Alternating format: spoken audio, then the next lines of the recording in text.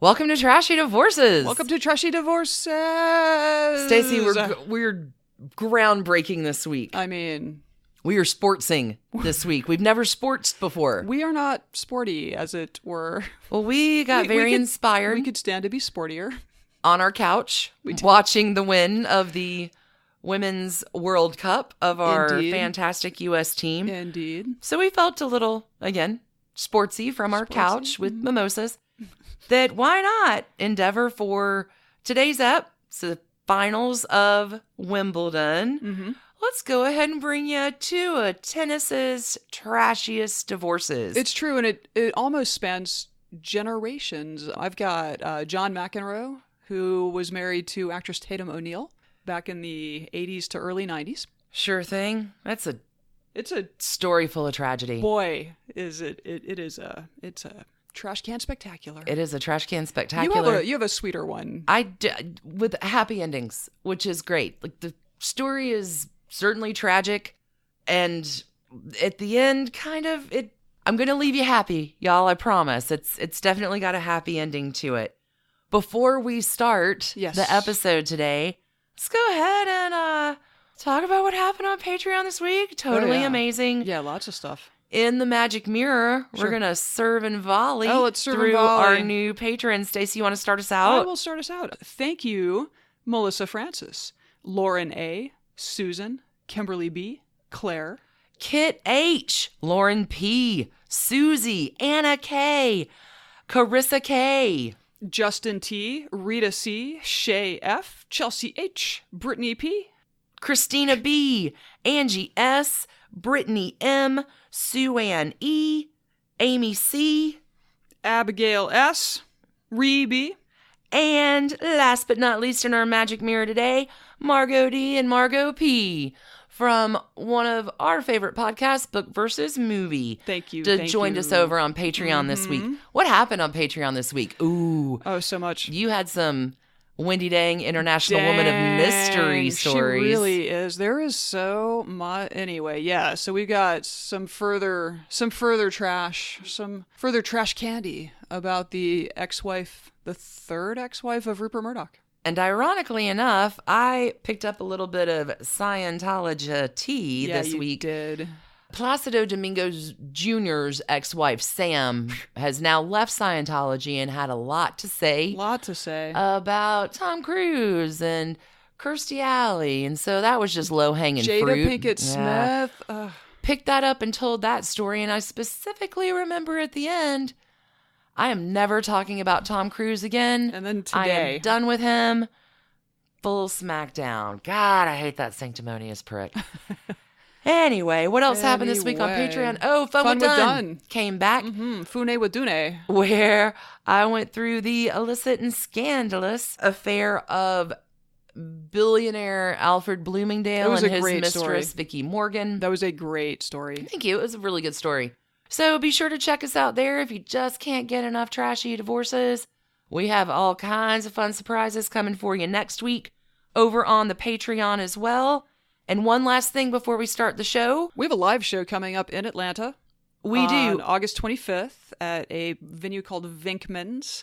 And there are still some tickets available. We are joined by Erica Kelly of Southern Fried True Crime. Yeah, there are just a few tickets left, so now is definitely the time to get those to see your favorite Atlanta podcasters, Alicia and Stacie, on stage with Erica Kelly, one of our favorite podcasters. Yeah, we've got a link to the venue and ticket purchasing at trashydivorces.com. Just look at the menu bar and you can go get your tickets there. Yep. Get them while they're hot. Yeah. Get them while they last. Get them while they last, yeah. That's the truth. Yeah.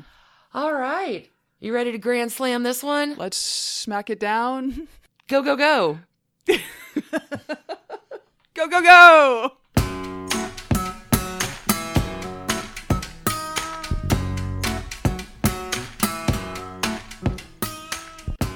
Hey, Stacie. Hey, Alicia. What are you serving up this week? Man, it's a love match. Oh, look at you. It's the trashy marriage and divorce of actress Tatum O'Neal and tennis legend John McEnroe. This is a good one. It's a sad one. It's a sad one. And I feel like there is no good way to even talk about this pair without walking back a bit to the story of Tatum's parents. So we're going to start there with a young Ryan O'Neal, actor. You may know him from Bones most recently. Okay. Yeah. And all of his trash bagginess behavior over the last. Oh my God. Tell me, God, I didn't know. And now I know. And I almost wish I didn't know. You were better before you knew. Mm-hmm. Okay, so young Ryan O'Neal, who would go on to earn enormous fame as the star of TV's Peyton Place and the film Love Story, was born in 1941 in Los Angeles. He studied boxing before he got into acting. So he's a tough guy. Sure. Yeah, he's brawny. So this happened in Germany. His family had relocated to Munich because his father was working on a television series there called Citizen Soldier. And so not military child Ryan is going to the Munich American High School, which is where all the GIs send their kids. Okay. So he's probably, Army kids are, it's a fraternity, right? Military brats are, and he was sort not, of family. He was not part of that. Oh, really? So he was really having trouble in school, apparently. And his mom was like, you know what? We need to direct your particular weirdness. So to keep him out of trouble, his mom finagled him a job as an extra and a stuntman on a show called Tales of the Vikings. He was bitten by the acting bug. And it begins. So back in LA, he's working as an actor, and he marries Joanna Moore in 1963 when he is 21 because she is pregnant. He actually said, I actually saw a quote from Ryan O'Neal that said, back then all you had to do was shake hands with a girl to get her pregnant. No. Sure, dude. No.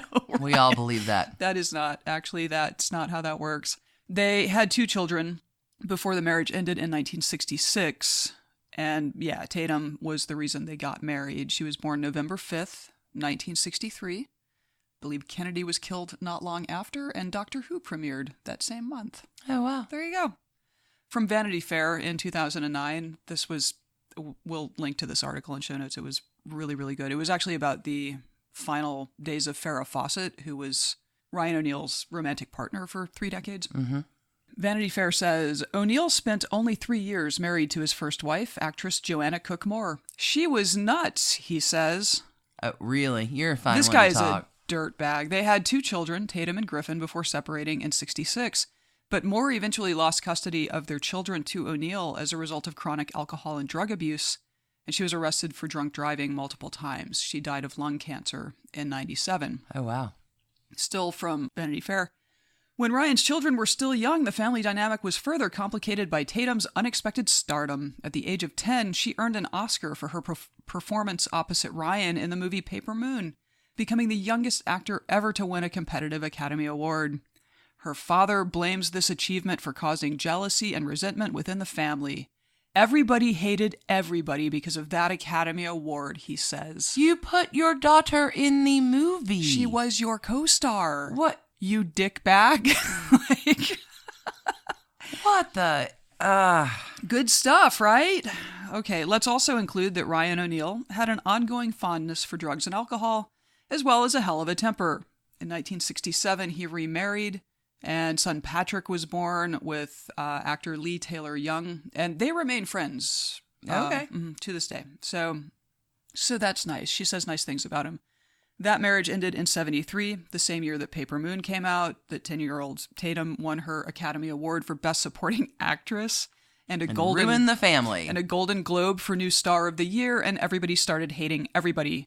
What is it? Tolstoy said, happy families are all alike. Every unhappy family is unhappy in its own way. That is the truth. This family. Tatum O'Neal's childhood was shit.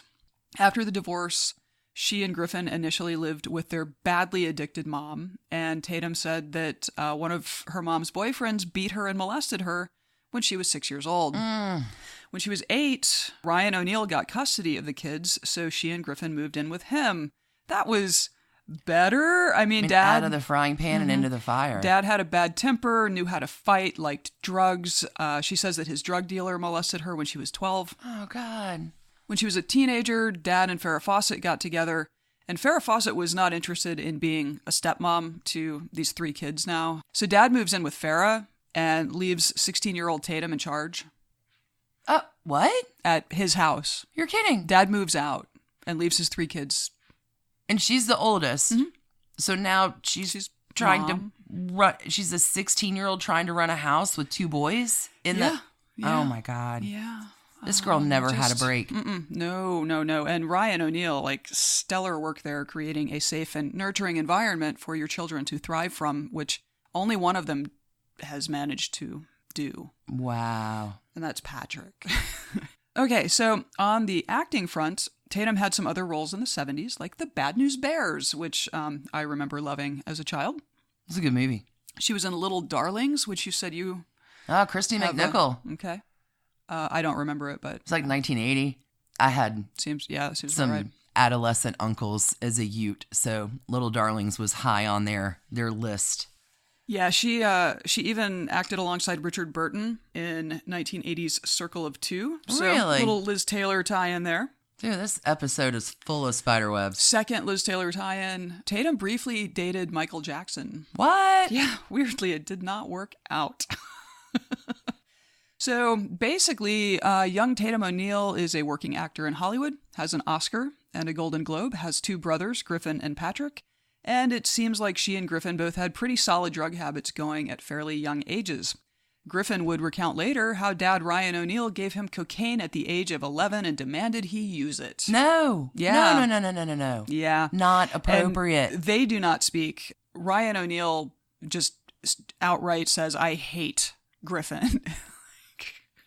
It's pathetic. Ryan O'Neal is a pathetic human being. Like, there's no amount of therapy that's going to help this family. No, nor do they want it. Goddamn, like, what a waste of flesh. Okay, let's hop over to Tatum O'Neal's future ex-husband now. Okay. John McEnroe. John was born... Bad boy. What you gonna do? Yeah, he was born February 16th, 1959 in Wiesbaden, West Germany. His dad was Air Force by 1960.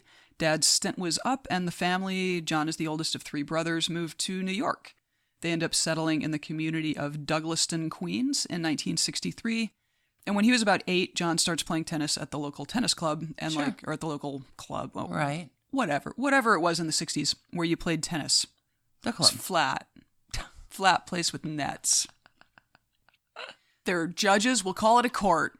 Anyway, his parents saw that he was pretty talented, so they enrolled him in like the local tennis association. He starts competing, in junior tennis stuff, and ends up joining the Port Washington Tennis Academy in Long Island for additional tutelage. Well, that sounds posh. Yeah.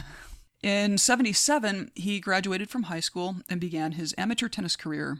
So he, right out of the gate, wins the mixed doubles at the French Open with his childhood friend Mary Carrillo.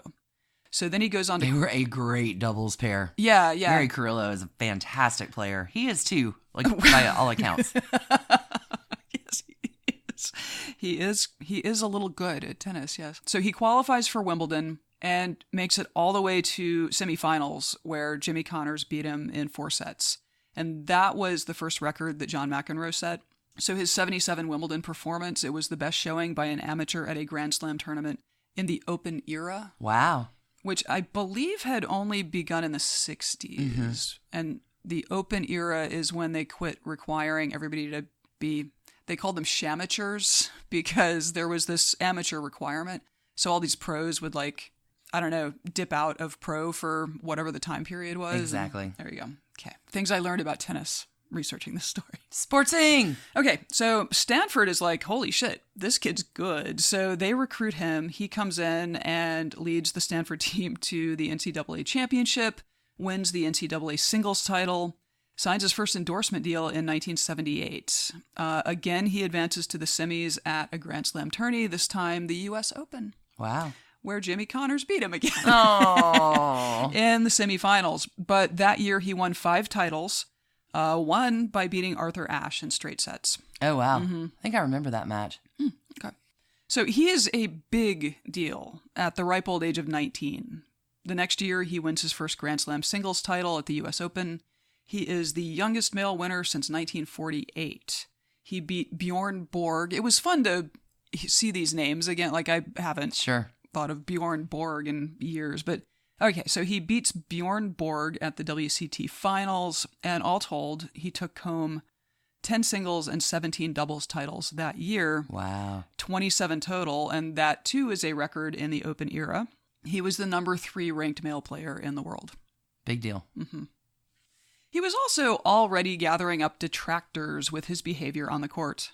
For all of his tennis prowess, what made John McEnroe a truly memorable figure in sports was his hot-tempered rantings and tantrums during matches. He would yell at referees and umpires. He would draw fines for yelling at the officials. He was nearly thrown out of Wimbledon in '81 for calling an umpire, this is such a New York thing, the pits of the world. Oh my God. What the hell is that even? He had this ultra-high conflict strategy. That was how he played, which he says it started just as a reaction to how uptight the audiences were. He's this brash New York kid who's suddenly in London. And tennis is, Andre's going to have the same story. Tennis is very refined. You're not one of our kind. Right. Exactly. So he says now that it was kind of a joke. Certainly he's a highly competitive guy and he did get angry on the court, but it was also it sort of developed as a bit of a joke. So he would have some on-court tantrum, and after the game, Phil Knight at Nike would call him up. You go, man. We're going to run with this. It's great. So they built encouraging bad behavior. Yeah, they built whole campaigns around it, but he was such a TV draw that tennis wouldn't penalize him as much as it should, because if he got kicked out of the tournament, they wouldn't sell as many tickets. Everybody's scratching everybody's back. It's really, yeah. He once smacked a soda can with his racket while he was fighting with a judge, which splashed soda all over the King of Sweden. Oh my God. His antics were so famous that to this day, John McEnroe constantly hears his classic catchphrase, "You can't be serious," when he's out and about. It's also the title of his autobiography. That makes a lot of sense. Yes. In that, he describes how the year 1984 went for him. Quote, "Except for the French and one tournament just before the Open in which I had been basically over-tennised, I won every tournament I played in 1984. 13 out of 15, 82 out of 85 matches. Whoa. No one had ever had a year like that in tennis before. No one has since." So one thing I took away from the book, which, as you know, I speed read a lot of last night, is that John McEnroe is just a miserable bastard who is constitutionally incapable of being happy, except in fleeting moments. One October night in Los Angeles, 1984, he went to a party at a music producer's house, and there's Tatum O'Neal. Their connection was instant. She was not yet 21, but she moved easily through the Hollywood glitz and glamour, while he was newly famous and struggling with his own celebrity. So her confidence was very reassuring to him. They talked all night. They kissed. He got her number. It made him restless. Because he had to leave LA to go play tennis. So he's they're playing phone tag, pre-cell phone, they're playing phone tag. Sure. In the book, he's already talking about how burned out he is at, the ripe old age of 25. And soon after meeting Tatum, he accidentally manages to get himself suspended from tennis for 3 weeks. Oh my God. He is on a plane back to LA to be with Tatum and, to be fair, to enjoy Hollywood. Suddenly, he's at parties with Jack Nicholson, who comes up to him and shakes his hand and goes, "Never change, Johnny Mac." And, Carrie Fisher is just hanging out, and he is as well known as the people he's rubbing shoulders with. And this was Tatum O'Neal's world. She was raised by actors. She had won an Academy Award before she wore a training bra, and she was fully at ease with all of it. She was just relaxed. This was her universe. She was also at a moment in her life where she was just starting to break free of her really screwed up family and wanted to carve out her own identity. She was talking about moving to New York, just get me away from my alcoholic mom and my crazy dad and all of that. So John has a house in New York and asks her to move in. And that is that. So young love. Yeah. So off they go to New York. So his conduct on the court was just getting more and more out of control.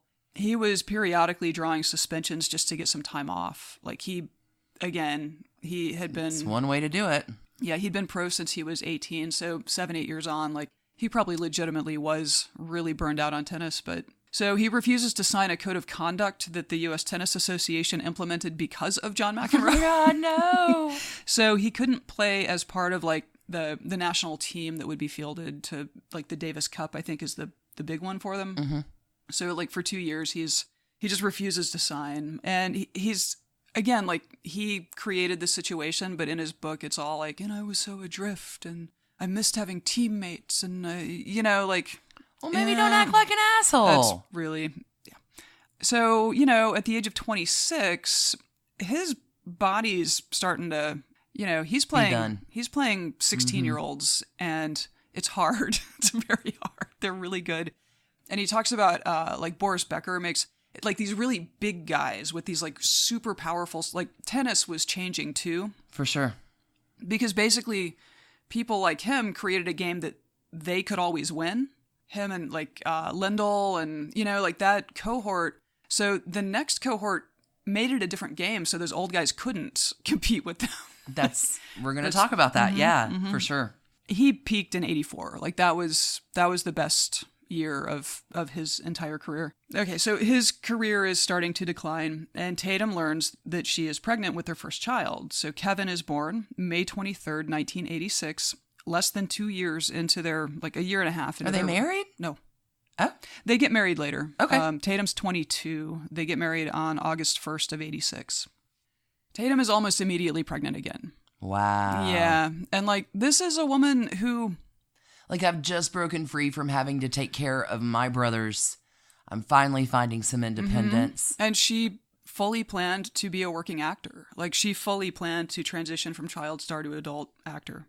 Also, her husband is super famous, but travels like 30 weeks a year. Sure. So, I mean, just the whole thing is, it's no a lot. Support system. Like, that's It's tough. a lot, yeah. And of course, she had such a strong foundation in how to have trusting relationships with people anyway. Yeah. And there was drug use happening. This kid never caught a break. No. So she's almost immediately pregnant again, telling John on New Year's Day of 1987. So they got married in August. Seems like this is kind of where the good part of their relationship ends, which sucks. John was just increasingly obsessed. He's going to revive the glory. He's going to like, it's all about putting him back on top.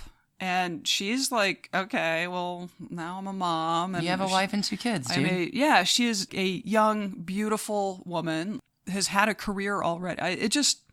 The whole thing seemed pretty unbalanced. John McEnroe encounters 16-year-old Andre Agassi just after the wedding. John does beat him in that match, but that will not last, as we know. You can see where the tensions are building in this marriage. Years later, Tatum would also say that John indulged in steroids, cocaine, and marijuana, and he admits to the marijuana in his book while he was a tennis pro. Like, he wasn't like coked up while he was playing, she said, but she said that she made him stop the drugs because they made him violent, which is great. Like, she really did marry her dad. Pretty good reason to stop. Like, that's similar in like her attraction to him. Imago, y'all. Yeah. Imago. Yeah. And to this day, John McEnroe has no kind words for Ryan O'Neal. None. Like, wow. He calls him like a horrific individual or something. I mean, he's a monster. Okay. So, in response to her saying that he'd used steroids and cocaine, he released a statement that was notably not a denial. It was just sort of this like, I'm so disappointed that, Tatum has not come around to my view of things and should really So not claiming responsibility for anything.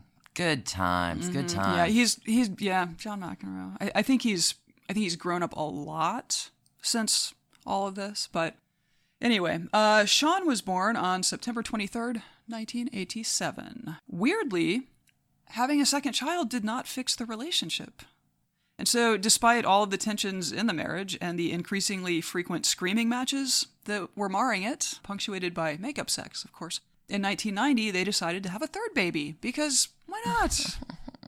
So, Emily came into the world on May 10th, 1991, and for a brief instant, they thought they had healed their marriage. They had 2 boys and a girl. They were rich, they were famous, they lived the good life, they brunched at all the hot brunch. I'm kidding. That's just We really are fans of brunch. The problems were real. And like at this point, Tatum was getting increasingly embarrassed about John's tantrums on the tennis court.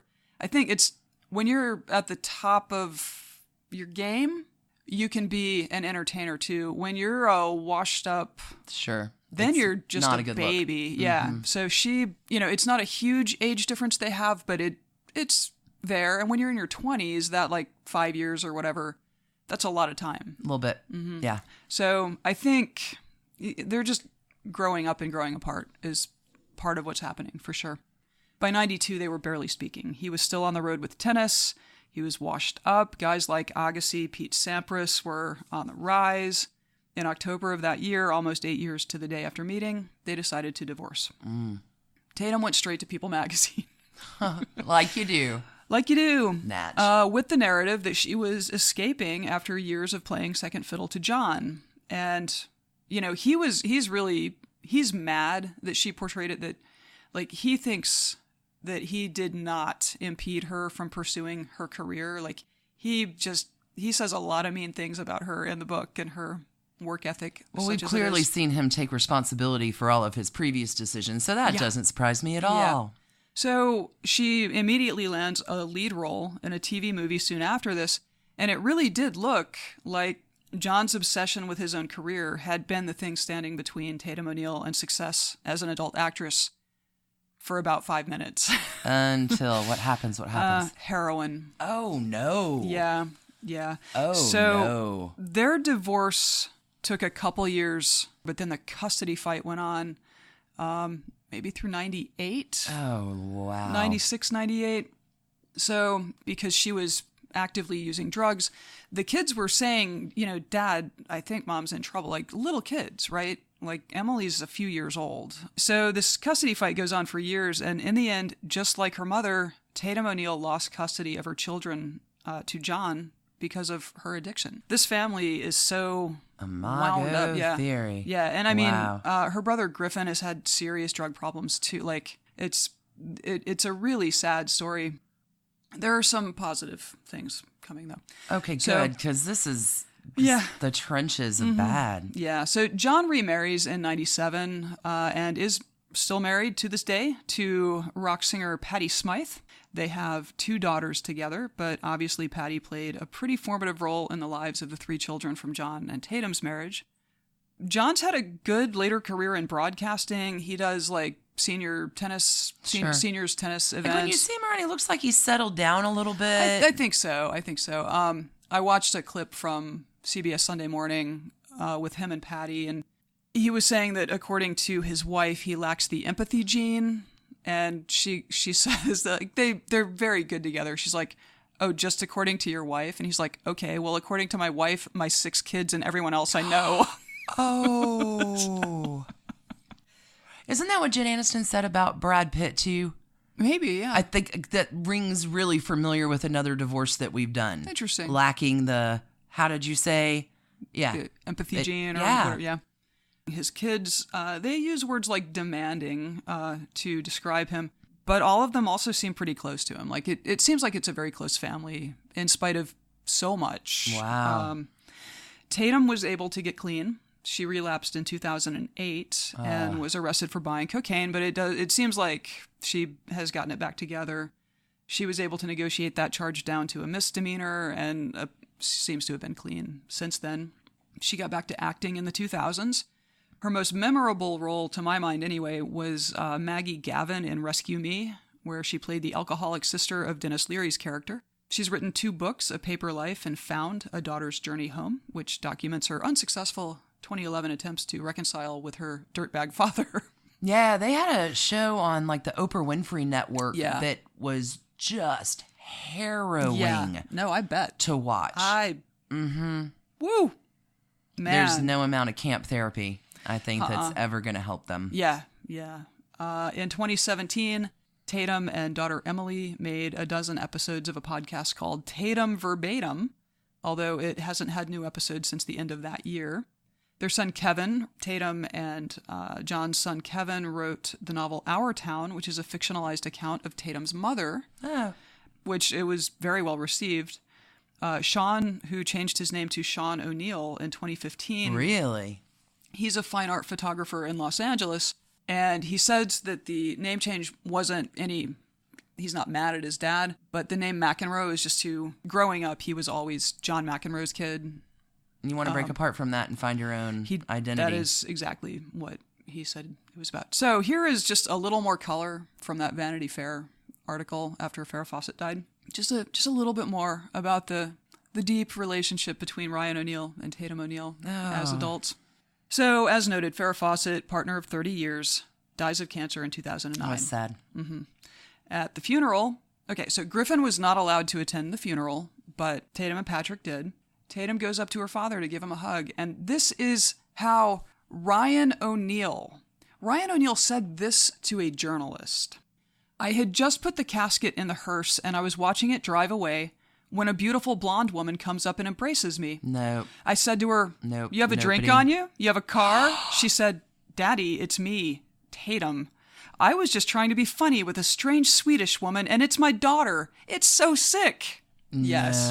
Yes, it is sick. No. He hit on his daughter at Farrah Fawcett's funeral. And that is the sad and very trashy story of John McEnroe and Tatum O'Neal. That is some significant trash. Wow. Okay, so let's post it on this. We're going to be giving Ryan O'Neal a trash can rating. Yes, we will. At the end as well. It's... Oh my God, it's like... so high. So high. So high. Okay. Well, that story is just full of tragedy. Let's pause for the cause. I need to drink some more coffee. And then you got to come back to hear about... I have a secret confession. I was in love with Andre Agassi at 13, and I'm 46, and I still think I am a little. So... I don't know how that affects our relationship going forward. I don't know how it affects Andre Agassi's relationship with his current wife either. So let's take a break and negotiate that out. Got some hot middle-aged podcasters, Andre. What's up? All right. We'll be back. Be back. Look, our stories can get into some pretty extreme conflicts, but the truth is everybody struggles sometimes. Having an impartial counselor to talk to can give you a safe and confidential space to level set and work through the stuff keeping you up at night. Here's the great news. Wherever you are, BetterHelp can connect you with a professional counselor online. So you can get help via secure video or phone sessions. You can chat or text with your therapist. The best part, you can start communicating with your therapist in under 24 hours. You can use your desktop computer, mobile web, Android, and iOS apps. It's never been easier to find a therapist who specializes in the issues important to you, including, oh, it's a good list, family conflict, LGBT matters, stress, depression, trauma, relationships, self-esteem, and anxiety. And even better, if you're not vibing with your BetterHelp counselor, just request a new one at no additional charge. Hey, coolest of all, y'all, as a Trashy Divorces listener, you can get 10% off your first month by visiting our special URL at betterhelp.com/trashy. Trashy. Once you're there, fill out a quick questionnaire so BetterHelp can match you with a great counselor. Just visit betterhelp.com/trashy for 10% off your first month. Go get yourself some self-care. You don't even need to put on a bra to do it, y'all. You can just do it from your computer, braless. We support that. We do support that. Alicia. Let's see if we can bring this mood back around. You gonna make a racket? Ha! Funny girl. So today, I am bringing you the trashy divorce of Brooke Shields and Andre Agassi. Oh, you know what? I can already see a Tom Cruise tie-in happening. Sorry. I want to be so done with that sanctimonious prick bag, but no, he's going to make an appearance in the story. One of the articles I read described Ryan O'Neal as the Tom Cruise of his day. I was probably pretty apropos. So today, in the lens of trashy divorces, I'm going to present this story to you in a 5-set match. There's so much to love about this story. It is full of heartache and tragedy, but full of happy endings, of which I am a fan. Okay. So we're gonna end it. We're gonna end it on a happy ending. That sounds good. Okay. Set 1. Her before him.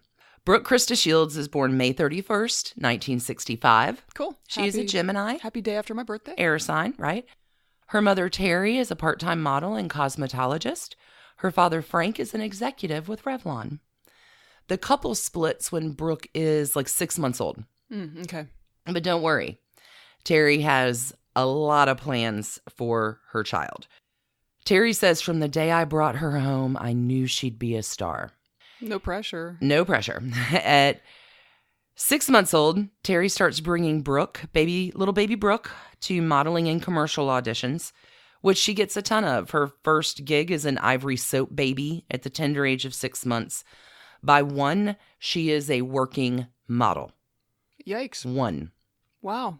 So, wow. Terry. A lot of autonomy. Is the original momager.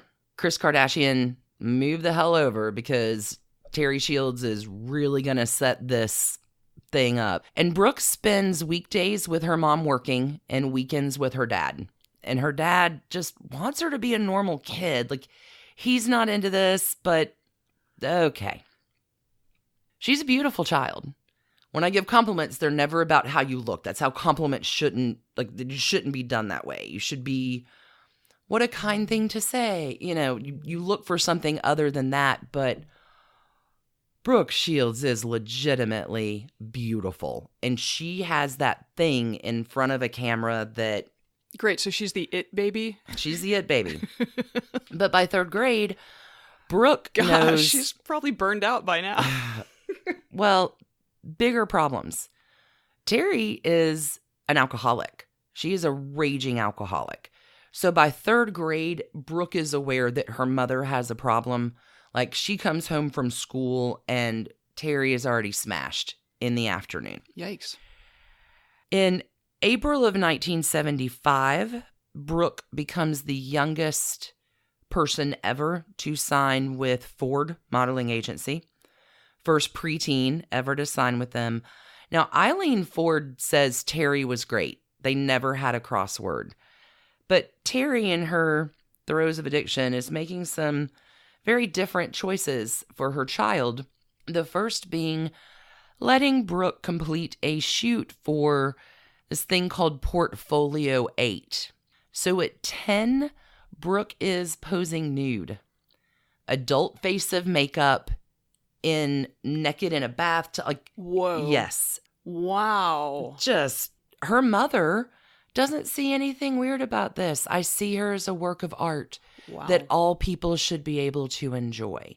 So you have a 10-year-old in a highly sexualized. Wow. We are not covering the news of the day in this podcast. We're sticking to the story, right.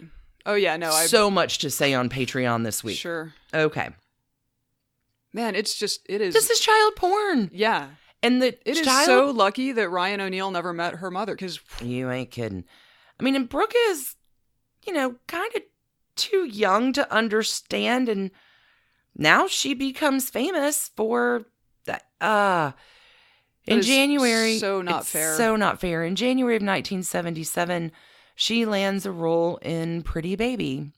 She is 11. She is playing a child prostitute. Shh.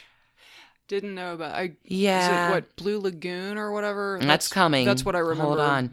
In Pretty Baby, Brooke is playing a preteen prostitute. Susan Sarandon is in that as well, who is her mother prostitute. Great. Auctioning off her daughter. Good.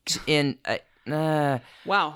And Brooke, by this point, can't create any autonomy, but she wants to. She knows her mom is a raging alcoholic and asks the set people, please keep my mom off the set. And would you just ask my mom not to be here? Because her mom is creating this drama behind the scenes. And when asked about it, Brooke says, with mom, I have to do it perfect all the time. And I don't want to have to think that much about my acting. I just want to be able to have my scene and not have in the back of my head, my mom thinks I'm fucking it all up. It's just bad. Pretty Baby comes out in April of 1978. It is touted as the most original film of the year. It's a Louis Malle film. Her performance is praised, but some people knock it off as a cheap exploitation, not appropriate. for a child then or now. And Brooke at this point begins to stage interventions for her mother. Wow. She packs her bags. At the age of 11, 12? Yep. And is at the door. And she's like, listen, I'm going to go live with Dad if you do not stop drinking. Right. Like, she is... Alcoholism is super tough on kids. Whether you're a child or whether you're an adult, reckoning with an alcoholic parent is very difficult. Kids in this situation, it's super tough. They have an altered reality because your parents' reactions are in no way regular or predictable, just in normal situations. There's no stability. Terry does, after one of these interventions, enters rehab. Good. Brooke stays with her aunt during this time. She gets some roles, right? Because Terry's not doing as much, playing regular kids, right? Oh, I'm in a pinball movie. I'm into this. I'm into this. Not super exploitation. Not exploitative Sure. at all. But these movies aren't successful. Like, okay. They're because her right. mom is set. Okay. So in early 1979, at the tender age of 14, she scores the lead in Blue Lagoon. Okay. Which opens June of 1980, rakes in $59 million at the box office. But the movie comes out a year later after she films that. Like, the sex scenes are, she's playing, she's never had a period, but she's playing someone who, it's a poor kid. So she, by this point, has entered high school. That must have sucked. Yeah. She is her teachers talk about her. She's an excellent and diligent student. She has different color pens for every day. Her note-taking is meticulous. Like, Brooke, besides just being a very pretty face, is absolutely like super organized. Super smart. Is that a child of alcoholic parents trait as well? Yep. Sort of a... I want to organize and control and have things predictable. And on Monday, I use a red pen. Right. And on Tuesday, I use a purple pen. Absolutely. Yeah, because that is something I can control, unlike everything else in my life. There's a book reference I'm going to put in. There's a fantastic book. We'll talk about it kind of at the end, but okay. She starts high school. She gets to be normal, right? It's a big deal. But while you're in high school with your different colored pens, at 15, she takes on her role in Endless Love. By this point, she's developed enough autonomy to insist on a body double. She doesn't like sexy. Like, she is not comfortable in this, gets a body double for that. August of 1980, she begins her Calvin Klein ads. Do you remember that? Nothing comes between me and my Calvins. It's an easy $500K for 6 different spots. But even, because there's nothing vulgar, like, it's purely innocent in the way that but a lot of stations refuse to air just the suggestion of it. 1981, she's the it girl. She is on the covers of 30 magazines in the year 1981 alone. She's getting great grades. She is hanging with Michael Jackson, John Travolta. There's a little tidbit I learned along the way. John Travolta learns French for her. So when you hear Royale with cheese. Oh, yeah. I just want you to think about where he picked up his French accent from. Interesting. I thought I heard you listening to that scene the other day. Oh, yeah. Yeah, I did. Yeah, I was like, I want to hear him say Royale with cheese and think about why is Alicia watching that scene? John Travolta learns French for Brooke Shields. It's incredible.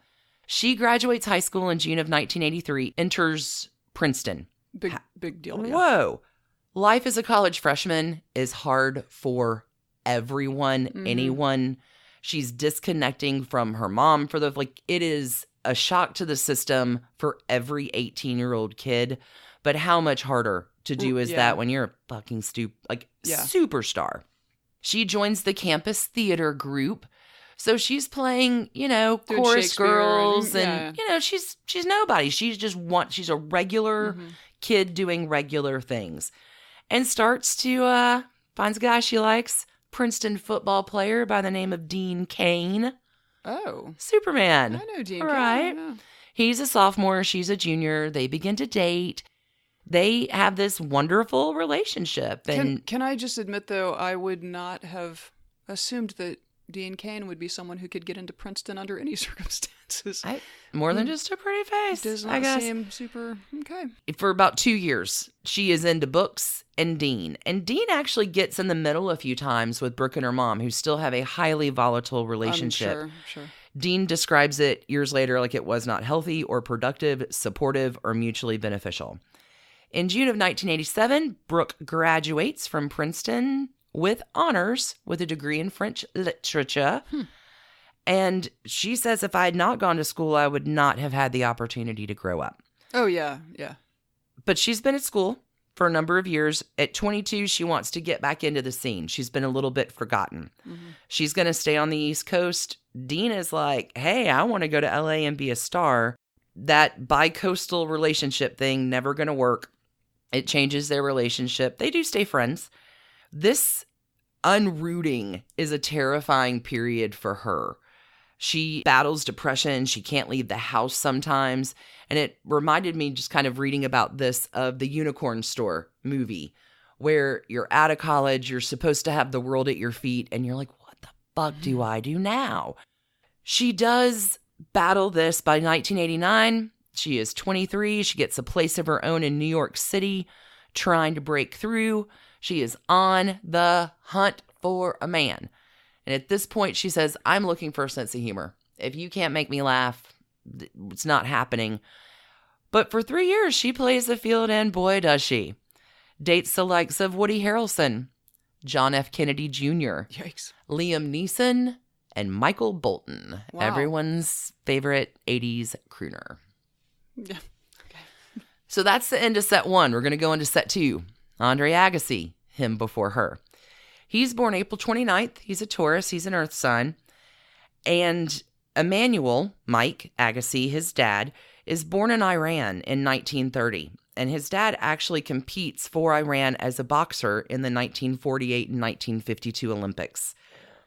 So it's an athletic family that he's born into. Not at all. He has an athletic father. Okay. Mike, the dad, immigrates to America and finds a nice gal, Betty, in Chicago. They marry and have 4 kids. Andre is the youngest of these children. And dad recognizes in Andre, yes, this is the manifestation of my dream. He is a kid who is going to be into tennis. As a kid, Andre is hitting everything he can get his hands on. Like, his older brother's like, shit was dangerous in our house. Like, shit just got knocked around all the time. Dad, by the age of 2, has given Andre a shaved down wooden racket, and Andre is popping balls. And Dad sees what Andre has, and he is going to develop that talent pretty much from birth. Dad is also sort of a technical genius and engineers just a regular ball machine to actually pop out different kinds of shots. Like, the training he is doing with a toddler, with a child, is revolutionary. And Dad's vision and Andre's determination is going to change the game of tennis. Dad understands the math of it and trains Andre like he was trained like a boxer. So you watch Andre play, and he is an offensive player. He is making you run. You never get a chance to rest. It is relentless. He steps up to the net. Andre is hitting 10,000 balls in every practice session. Jeez. Classic parent thing. Dad is imprinting some stuff onto Andre. But Andre says, like, even though his dad was really tough on him, he never doubted that his dad loved him. He starts playing in tournaments and getting this kid is a phenom buzz. And Dad is really pushing him to do well. And doing anything less than well is not acceptable. Andre actually gets 4th place in a tournament once, and Dad smashes that trophy. 4th place is not good enough. Okay. By the time Andre's 13, Dad is out of his depths. Dad has taken him as far as he can go. And Andre gets shipped off to Florida to Nick Bollettieri's tennis academy with every other top kid from every other state. Right. Now he is in a completely different league. It is a full-time tennis camp. And here's the testosterone of a shit ton of adolescent kids who play tennis all day long. But Andre is being challenged and playing with the likes of like Jim Courier, like all the people who are going to be his friends and opponents for the next, but they're all making each other better. Right. But for Andre, like, it's hard. He's a kid. He misses Las Vegas, where his family moved, like, from Chicago. He's been raised in Las Vegas his whole life. He likes girls and music and movies, and he starts testing his limits. And he's kind of being a jerk. He's resisting. He knows his talent, but he hates it. Like, why? And he's doing teenage stuff. He's breaking all the rules, testing all the limits. But at the tender age of 16, Andre goes pro. He gets his first contract from Nike, a 2-year, $45,000 deal. And he's living large. And now he's gone pro. Now he has to represent. He loses his first pro match. He gets creamed and he wants to quit. Like, I am not cut out for this. I'm going to go be an accountant. Let me go sell real estate. Like, let me do anything else but this. And he is pissing off older players. He is pissing off the tennis culture and the establishment. He's brash and he's confident. Well, and he had the weird hair, like weird hair and the outfits. Here's something funny about his weird outfit. He got really known and famous for those denim shorts. Like, you don't wear denim on a tennis court. What the fuck? Those denim shorts were originally designed for John McEnroe. Really? And John McEnroe passed on them. And Andre's like, acid wash denim? Cool, I'm in. Yeah. So he is talented. He's blowing it on the pro tour, but wants kind of to make him work harder. Like, can he live up to this hype? In 1987, he makes his Wimbledon debut. This kid has grown up in Las Vegas. There are no grass courts in Vegas. Yeah. You're on clay. Doesn't happen. So Andre gets to Wimbledon and bombs. Like, he is smeared. He will not return to Wimbledon until 1991. That's how badly this shakes him. So in the meantime, 1988, still not going to Wimbledon, Andre Agassi is ranked number 3 in the world. He wins 6 titles that year. He's making ad deals. He is the spokesman you want. He is young and fresh. By 1990, though, he's kind of off his game. He's not winning titles. His focus has changed a bit. Here's the thing. I love him so much. From the time Andre's like 13, 14, he has been relentlessly working for charities in Las Vegas that support disadvantaged kids. He goes out every December and buys out Toys R Us, brings those presents to kids in the hospital on Christmas. Cool. Like, he is a celebrity that does all this work without any real kind of recognition or being told to by your agent. Like, yeah, he's the real deal. But Post-it note that, because that does get better. 1991, he does return to the worn grass courts at Wimbledon, makes it to the quarterfinals. 1992, returns back to Wimbledon. He has this little confidence boost up. In this year, he takes out Boris Becker, John McEnroe, and finally Ivanisevic in the finals, and he has attained his first Grand Slam championship. Good All job. those games that he played as a kid where he imagined, because like you do that when you're an 8-year-old player, the winning shot at Wimbledon. He does it. He's fucking done it. Yeah. Also in 1992, he is having one of his first significant relationships. Any guesses on who that's with? Is it with Brooke Shields? No, it is with Barbara Streisand. Whoa. They date for like a year. I think I recall that, actually. Cougar Town. Agassi writes in his autobiography, "We agree that we're good for each other, so what if she's 28 years older? We're simpatico, and the public outcry only adds spice to our connection. That's probably true. It makes our friendship feel forbidden, taboo. Another piece of my overall rebellion." This is the best. "Dating Barbara Streisand is like wearing hot lava." Whoa. I can't even. Whoa. 1993 is a little tougher. Breakup from Barbara. He has a wrist injury. And something that stings even more. Andre breaks up with his coach, Nick Bollettieri. So they have been together for 10 years. And Nick Bollettieri really regrets this. Because Andre didn't break up with... Nick knows the writing's on the wall. And instead of Nick sitting around to let Andre dump him, Nick writes this Dear Andre letter and dumps him before Andre can dump him. And by all accounts, this kind of crushes Andre. Nick was just as much of a father figure as his dad. They have been together for 10 years every fucking day. But no worries, Andre recruits another really good player, Brad Gilbert, to be his coach. Right, and McEnroe hates Brad Gilbert. Well, Brad Gilbert is a fucking brainy tennis player. Right, he wrote a book called Winning Ugly. Yeah, but Brad gets the game in a way that really enhances Andre's offense, because Brad understands the math of the game. Right. So he lands Andre with a whole new way. Right, a super technical approach to the game, yeah. So this kid who starts out as a phenom, doesn't really do it, is now kind of making his way into achieving on the promised success.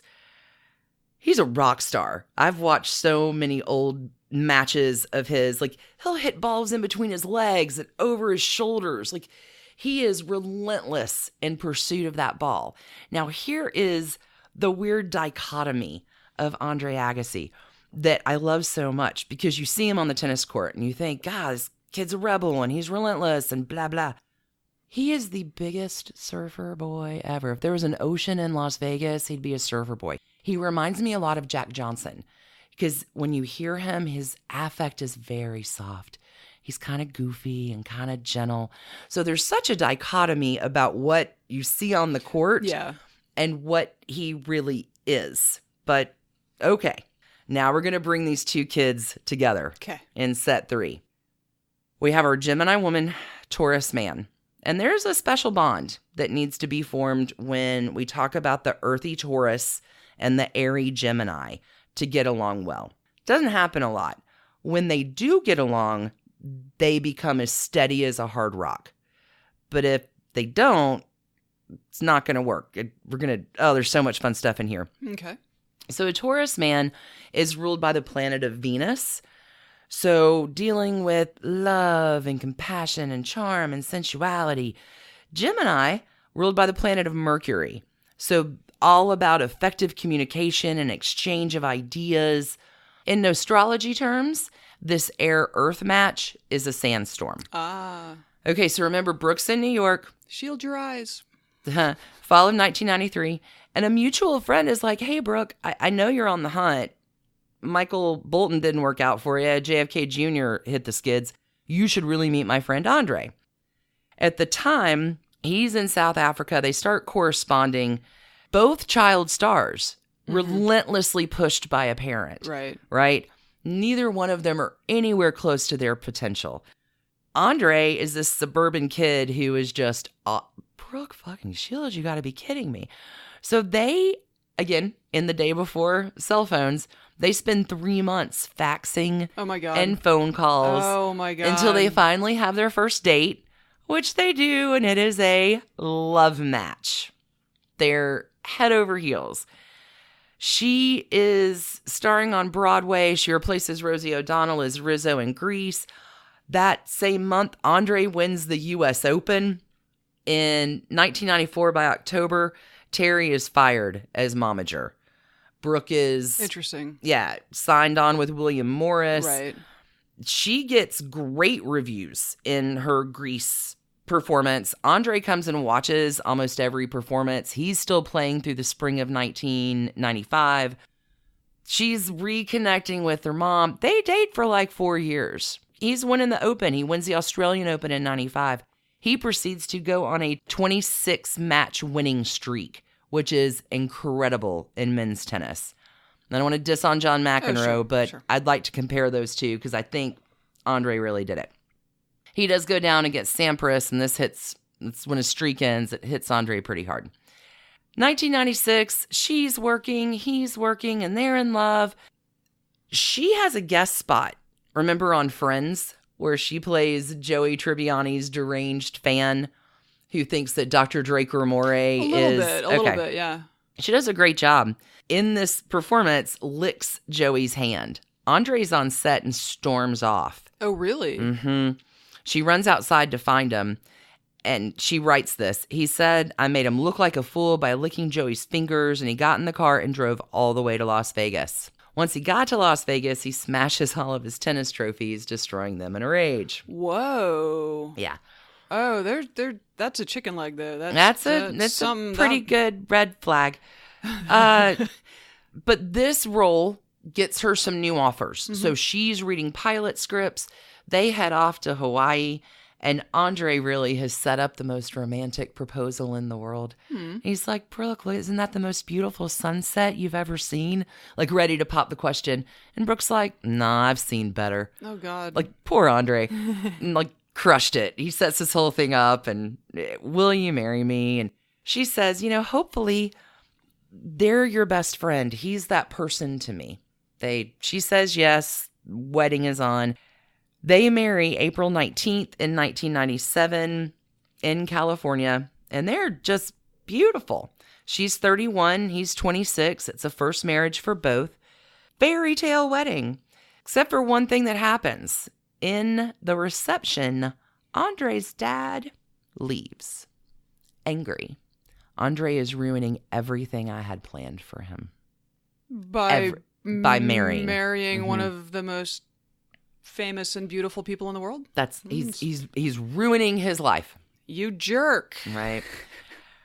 So things go on. She's accepted her role in Suddenly Susan with Judd Nelson and Kathy Griffin, and she's working. He's on the tennis circuit, so they're not getting a whole lot of time together. Yeah. Schedules don't really allow that. The relationship is kind of unraveling. Andre is battling injuries by 97. His ranking has dropped to 141. Yikes. Yeah. She's trying to make her show work. He's trying to regain his tennis career. But none of this is going to work out. Because one day, Andre Agassi makes a call to Brooke and it's like, hey, I have something to talk to you about. This is 99. And she's writing in her new memoir, There Was a Little Girl. He explained to me that for the first whole part of our relationship, he'd been addicted to crystal meth. What? Yeah. What? I was the one who supported him unconditionally when he told me that he was basically bald and had been wearing hair pieces most of his adult life. What? Why should this have been any different? Like, Brooke has an alcoholic mom. Right. Shields understands addiction. Can't understand why Andre didn't tell her this. When did tennis... Have they ever started drug testing? Because clearly this is a sport in need of drug testing. Right. She suggests they get couples counseling, and he's like, nope, there's no point. And they file for divorce soon after. I was so unbelievably clueless, Brooke says. To this day, I think to myself, my God, Brooke, all you've seen in your life and you couldn't pick this up. But if you watch these athletes play, they play 5, 6, 7 hours at the highest level. And they keep going, and the regimen surrounding them is so intense that my justification was, I guess you need to blow off steam when you can. He reveals this meth addiction in... So it was an addiction. His book called Open. He talks about his descent into drug use and his take on their 2-year marriage. Weeks after this confession, Andre does file for divorce. After 23 months, the marriage is over. Very strange. In November 2009, Andre talks about his failed marriage. He says, I think at that time in my life, I couldn't be married to anyone. I think timing is really important. You need in a marriage 2 people who understand themselves, and I certainly didn't understand myself. Brooke, for her part, credits Andre's support with helping her break free from her mother. She says the whole relationship with him was so necessary. He gave me my first taste of freedom from my mom. He swept me away. You'd say something and it would happen. There would be a plane, or if I said, I can't believe I have termites, within 24 hours, the house would be tinted. This is a Taurus man. Like, it just is. She says he's a devoted person, sweet and good, but he had this demon, this affliction. But the other side, and what makes this so hard, is the way he welcomed me and my mother and anybody I loved. He really is a good human being. Andre was one of the best parts of my life, but they're done. Marriage over. 23 months. Okay.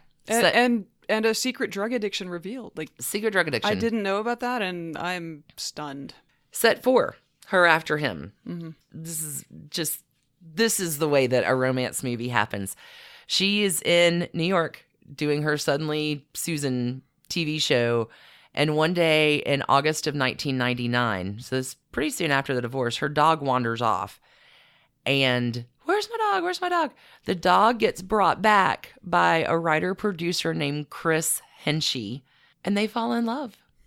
This is her husband to this day. Like, here's your dog. So he has this new girlfriend. Chris Henshey is a co-writer with Kevin Nealon. And Brooke later says, Chris is my guy. He's the one I'm supposed to be with. They are planning on getting married in New York at 35. She is anxious to start a family. Right. She begins fertility treatments. Right. But before they can get married in New York, Brooke's father is diagnosed with prostate cancer. So they marry instead. They travel to Florida so they can get married with her dad. They do marry May 26, 2001. The wedding was spectacular. Close friends and family. She is in cabaret, puts off kids for a minute. The in vitro, after this role is done, the in vitro does work on the first try, but sadly she miscarries after 1 month, January 2002. She begins next rounds of in vitro. She's determined. This one, the next round doesn't take after the first. It takes after the 7th try was the charm. And she's due at the end of May. She's on the cover of Vogue, pregnant. In April, her father dies at 63. Frank loses his 2-year battle with cancer. She was not there. She can't fly when you're, right? Yeah. She was not there. And she is mourning. Grief of losing a parent is tough. She's mourning her dad and trying to be excited about the baby and prepare, like the one thing she's always wanted to do. Yeah. May 14th, she goes into labor. She has an exhausting labor that lasts for over 24 hours. And eventually they complete a C-section. Her daughter is born May 15th, 2003. So they've got a big birthday month. Huge birthday month. Brooke in this really has a close call in delivery where you hear like the mother takes a turn because the labor is so... Mm-hmm. Baby comes home after 5 days and Brooke doesn't really feel a connection to her child. Her world is falling apart. And she is really going through some pretty significant life events, but is faulting herself. Like, why don't I have this attachment? I'm afraid of my kid. This is classic postpartum. Yeah. Brooke, her mom, there's a history of alcohol abuse. She has a parent passing away. And every day she's like, I cannot get through this day. I have made a horrible mistake. This is mom's dirty secret. Mm-hmm. 1 in 10 women are afflicted with postpartum depression. And you're a new mom. This is, you don't talk about this. Mm-mm. Brooke wants to die. She did not want to live in her own life. She spends a number of weeks in agony and finally seeks help with therapy and medication. By her daughter's first birthday, she is on the journey to recovery. Mm-hmm. She kind of wants to make peace now that she's getting better, feeling better with her own mom, because it's all imago. She is inspired in the summer of 2004 to write a memoir, which is released in spring of 2005, called Down Came the Rain. She tells the story of her postpartum depression, and she's hoping her story is going to help others. Right. And welcome, sanctimonious prick, Tom Cruise. Scientology. May 26th on the Today Show, Tom Cruise. Oh, I really care about Brooke. She's wonderful and talented, but psychiatry is a pseudoscience. You just need to take vitamins and exercise. Drugs aren't the answer. Like, what a disservice to women's health care. His comments unleash a firestorm. As they should. Which, on the flip side of this, because he is a sanctimonious ass-face, sanctimonious prick, it brings much needed attention to a pretty serious affliction that happens to 10% of new moms. In late 2005, Brooke does get pregnant again, delivers, this is the weirdest connection ever, delivers her next child April 18th, 2006. the same day and in the same hospital as S3E3 Cruise, daughter of Tom Cruise and Katie Holmes. What? No lie. Can't make that shit up. Same birthday, same hospital. Yeah. Fuck off, Tom Cruise. Anyway, I think of Brooke Shields as all things gracious and good. She is celebrating a very happy 18 years with her husband, Chris Henchy, 2 beautiful children, working. Like, she hasn't hit her stride. She is all of the good. Can I interject? Because I do know how the Tom Cruise, Brooke Shields mental health blah thing sort of resolved itself. Oh, yeah. Talk to me. So Tom Cruise, I guess they are friends and have been for a long time. He called her after this because I think he realized he had stepped in it and was like, hey, I would really like to apologize. Can we get together? And like invited her to his house to apologize. She was like, So she calls her publicist and explains what's going on. And the publicist is like, do not go to his house. No. He will film you. Yeah. Make him come to he's welcome to apologize, but make him come to your house and tell him to come alone. And he did. He drove over to her house alone and apologized. Okay. Yeah. I mean, good. But it looked Probably like needed to. looked like a setup. I mean, it really did. Like, For sure. It looked like he was going to try to have some kind of weird intervention with her about. So I guess if Tom Cruise has done anything good, it is shedding some light to postpartum depression. She has her happy ending. Yeah. She's found her guy. Mm-hmm. It's great. Set 5, Andre after Brooke. They get divorced. Sure enough, Andre's ranking begins to climb again. At 29, this is why I'm like, John McEnroe, fuck off. Because at 29, Andre is ready and about to make the most incredible comeback that has ever happened in tennis. Yes. A few weeks after the divorce is complete, he is in the French Open and fucking wins it. The French Open is the only Grand Slam title that he had never won, and now he has. He, through his career, wins a total of 8 Grand Slams. He's now prepping for the U.S. Open. And there's this real sweet girl named Steffi Graf who won the French Open that year too. And their coaches are like, yeah, you guys should get together and hit some balls. And whispers have started by the time the U.S. Open happens. And you can see Steffi all the way up, like super high in the stands, not in the family box, not anywhere close. But if you're watching, she's coming to his matches. And they're really trying to remain incognito. And it's super cute. Like Steffi says about him, and Brooke said it too. It's that goofy, gentle thing. You get an impression of what you think he's going to be like, and then he is totally going to surprise you. He's not that guy on the court at all. Like, he's so soft-spoken and gentle. And in 1999, he wins his second U.S. Open. In 2000, he wins the Australian Open. This is next level shit. McEnroe never won the Australian Open. Yeah. At age 33, Andre is number 1 in the world. Number 1 in the world. At 33, yep. Not supposed to happen. Steffi, let's talk about just a little bit about her background. Her and Andre, Steffi is also a child star, a child tennis phenom, a controlling parent. Like, their backgrounds are ridiculously similar, Andre and Steffi together, but like Brooke too. Steffi quits the game at 29. I'm sorry, I should say Stephanie. She doesn't really like the name Steffi. She prefers to be called by Stephanie. Yes. I actually don't think I knew that her name was Stephanie. I mean, I'm sure if I thought about it. I'm going to correct that from now on. Okay. Andre and Stephanie married October 22nd, 2001. They marry with only their mothers present. It's a very small ceremony. They have 2 children, Jaden and Jazz.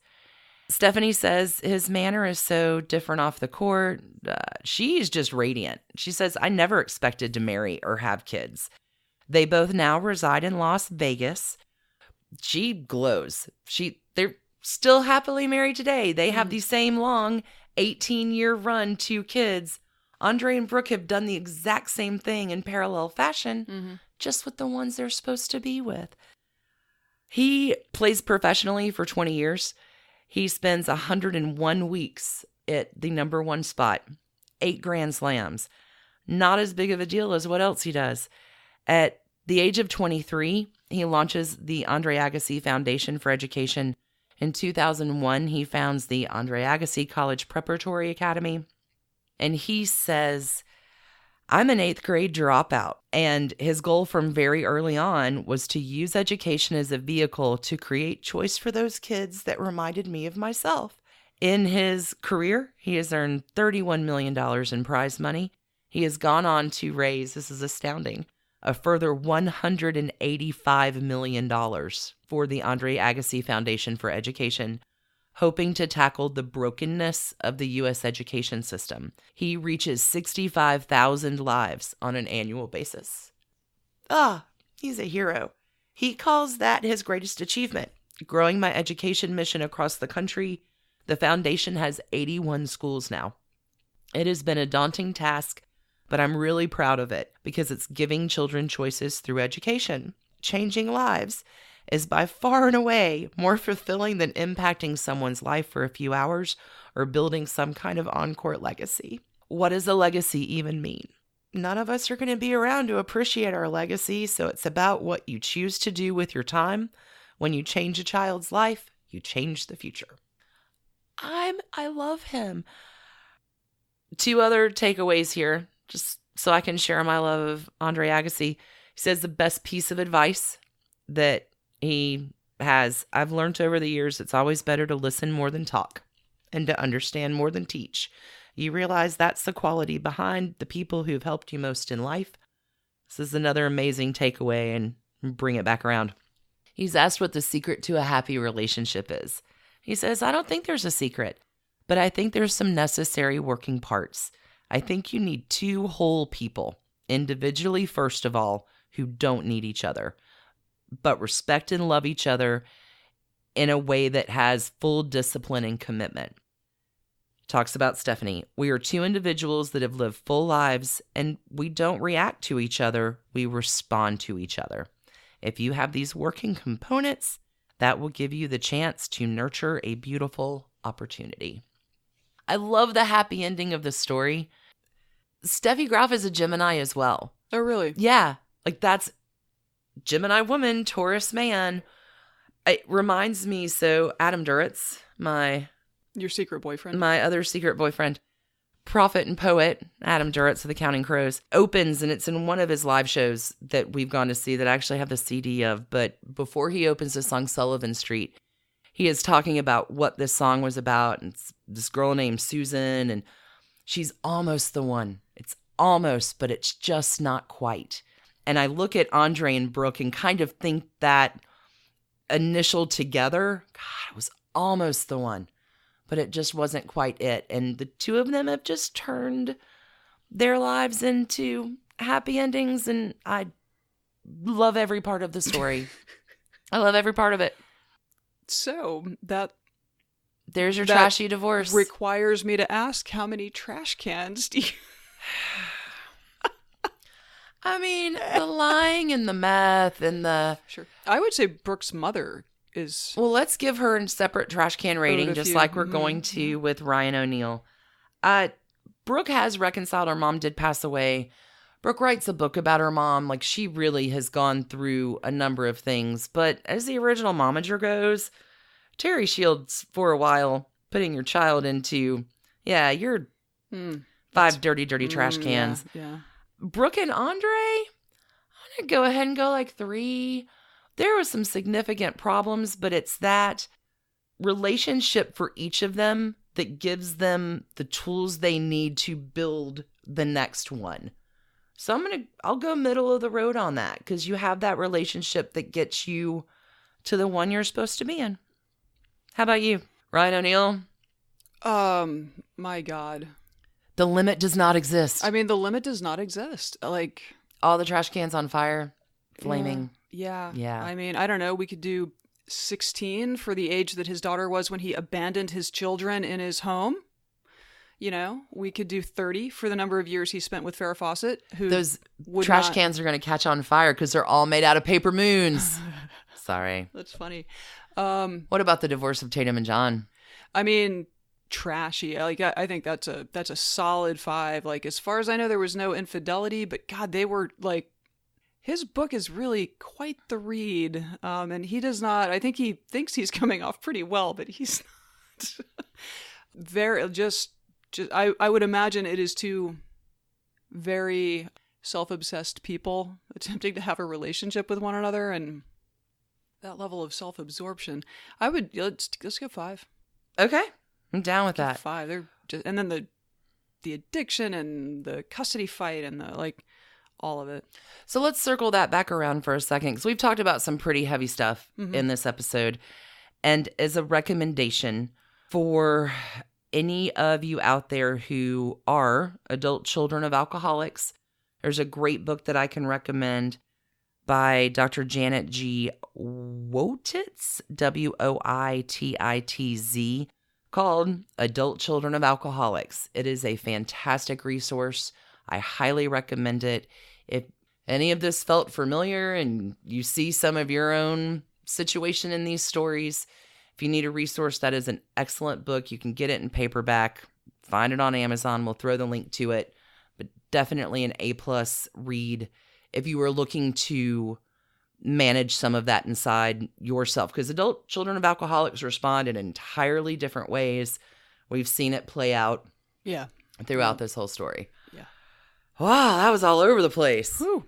We sportsed. We sports. We sportsed. I hope you all are enjoying watching your Wimbledon finals today. As always, thank you everyone for listening, and we can't wait to be back with you next week. Yup. Until then, keep it trashy. Really trashy. It was a pretty trashy up. Yeah. I'm going to say today, stay in love. Oh my God. Yeah, stay in love. Happy Tennis Day, y'all. See you next week. Trashy Divorces is written and produced by us, Stacie and Alicia, for Hemlock Creatives. You can contact us at trashydivorces@gmail.com. Our art is by Sydney V. Smith, and you can find more from her at sydneyvsmith@carbonmade.com. And our music is used with permission of Ratsy. You can find out more about Ratsy at Ratsy's store on Instagram. Want to check out our sources, soundtracks, or other notable episode information? Visit trashydivorces.com. On the web, you can enjoy early ad-free releases, regular bonus stories, follow-ups, and more by joining us at patreon.com/trashydivorces. We have merchandise available online too. Get your Trashy Divorces gear at bit.ly/trashymerch. And thanks to What a Maneuver for doing such a great job with our cloths. Hey, we appreciate all of your ratings and reviews. If you do leave us a 5-star review on iTunes, send us a little picture of it. Let us know and we'll ship you some Trashy Divorces stickers and such. Anywhere in the world, we got you. Because holy cats, y'all, we're now in 125 countries. 125 countries and counting. Thank you for listening. Thank you for telling your friends. Thanks for being awesome. You can send those emails for your free sticker swag to trashydivorces@gmail.com. And last but not least, check us out on social. We're at Trashy Divorces at Instagram, which Alicia mostly runs, Twitter, which I, Stacie, mostly run, and on Facebook, which we pretty much split. We also have a Trashy Divorces discussion group on Facebook if you want to chat with other Trashy Divorces listeners. Thanks again, everybody, for listening. Keep it trashy.